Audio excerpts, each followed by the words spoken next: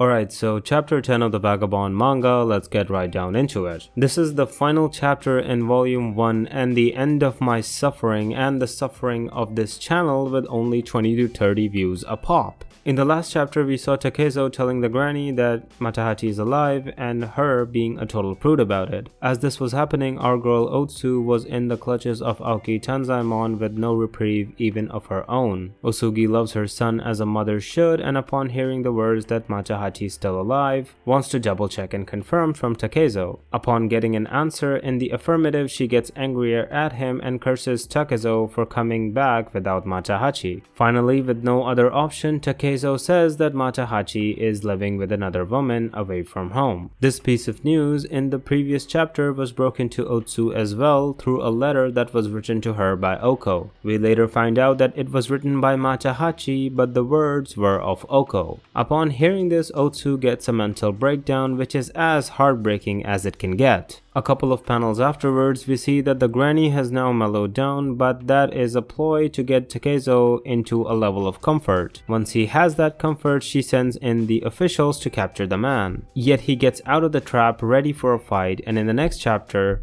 we see that fight unfold. The chapter ends with Otsu continuing that mental breakdown. Now there's nothing much to expand here except Otsu's plight, which is very disheartening, but in the next video I'll make a compilation of all of these videos for your viewing pleasure and be prepared for Berserk in the coming months. That's about it, and thank you so much for watching.